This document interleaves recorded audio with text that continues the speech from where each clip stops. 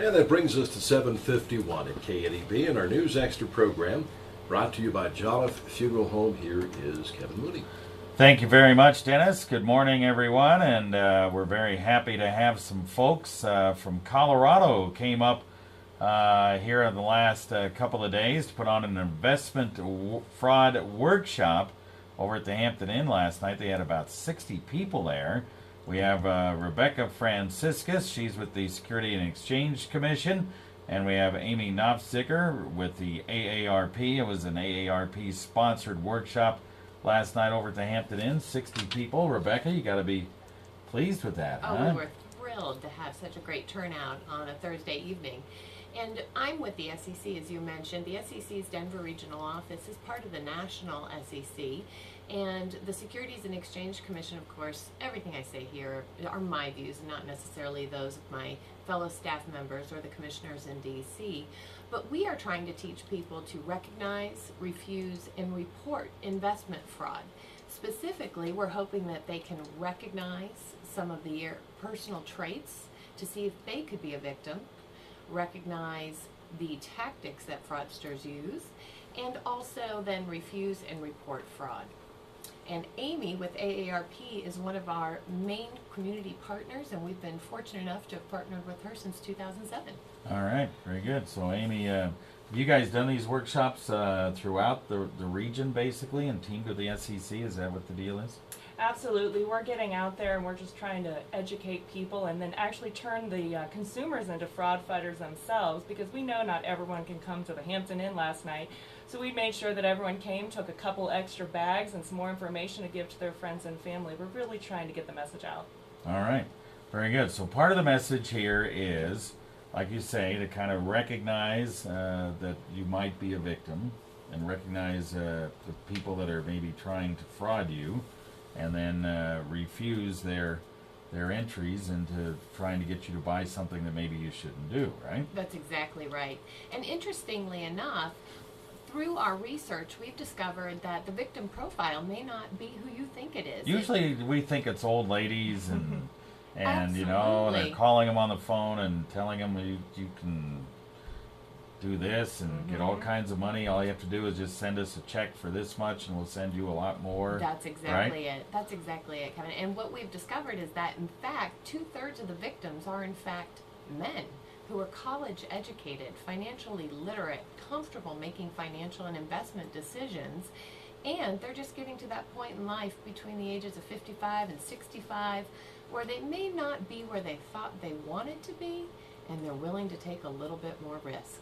Yep. But you know, with only 2/3, Amy, who's left if 2/3 are men? Well, then we do have the other 1/3 as maybe the person we think it is, the older woman at home, maybe live alone, widows. The thing is to know that still make your financial decisions, but we want you to ask and check. Check your broker. One of the things we found is that more people will do research, consumer reports on their flat screen TV than they will the person that they give their life savings to, and we need to change that. Okay. Yeah, I can admit to that because we did about a month's research on a flat screen TV. so there you are. Exactly. So yes, it does help. That does happen. So there is a site where people can go and check to see if the person that they have as an investment counselor is Actually registered. registered and goes through all the checks, right? That's exactly it. And that is the free broker check offered by FINRA. And that's a simple website, www.finra.org/brokercheck. You can also just call 1-800-289-9999. And simply that background check will tell you whether that person is actually registered, their employment history, whether they've been fired, whether they've passed their tests, if they're a convict, if they've had customer complaints, if they've recently filed bankruptcy. I like to say if you went to Catholic school, it's the same as your permanent record. And this will stay with someone for their entire duration in the industry. And if you have the ability to ask and check on your broker, you're in a much better position to know that your money is going to be with someone you trust. All right. We're going to take a break here, and then we'll talk about the 5 tactics that people use in the investment fraud game right after this. Okay. Great, thank you. We'll maybe talk about what FINRA is, because you did one of those acronym things that people always freak out about. Well, who is FINRA? Yeah. Situations like in great suffering or illness, and death comes as an angel of mercy. Jala Funeral Home in Scottsboro, Bridgeport, and Jones Mortuary in Mitchell. We're here for you.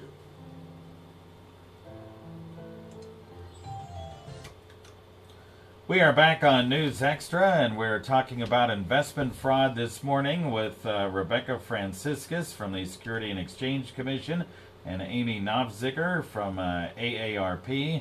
AARP sponsored a workshop where Rebecca gave a number of tips about investment fraud last night at the Hampton Inn. There's about 60 people there, so they got good attendance, especially on a weekend where it's Oregon Trail Day, so that's good. You mentioned this broker check thing and an email address that included one of those long alphabet soup things of the federal government, right? Exactly. FINRA. Tell us who FINRA is. FINRA, actually, in around 2007, the New York Stock Exchange and the NASDAQ's regulatory bodies combined to form the Financial Industry Regulatory Authority. And essentially, that's the body that oversees broker-dealers and registered investment advisors. So with the fine money, they have been able to set up investor education tools, including the free broker check. Okay, very good.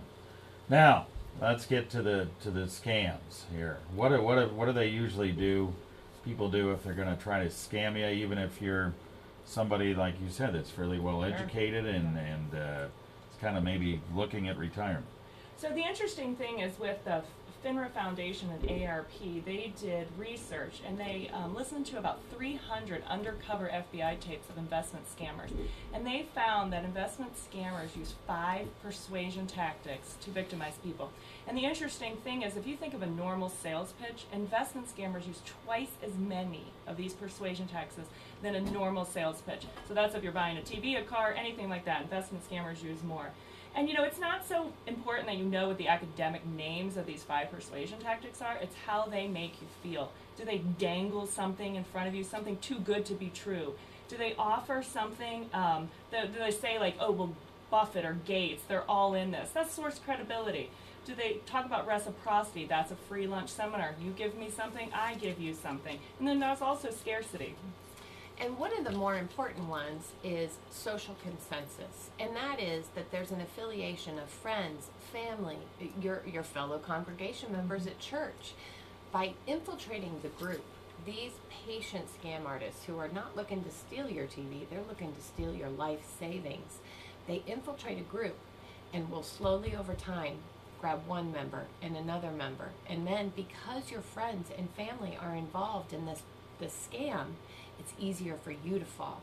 So we like to say that faith and friendship should not enter your financial decisions, and that even if it's good for my friend Amy, it may not be good for me. So it's important to step back from the emotion of being part of that group and not succumb to the pressure and think about what's right for your own investments. All right. The last thing we want to do is mention the the numbers that people can maybe get a tape. Get a tape that they can go over some of this stuff, right? And where they can get those things. That's right. Well, with part of our outbound research or efforts to help individuals avoid being defrauded, the reporting and refusing R's are very important. And by refusing, you can sign up for the no-call list, you can get information, and all of that, how to get off the no-call list, how to be defrauded, are at resources at saveandinvest.org. It's all one word. Saveandinvest.org.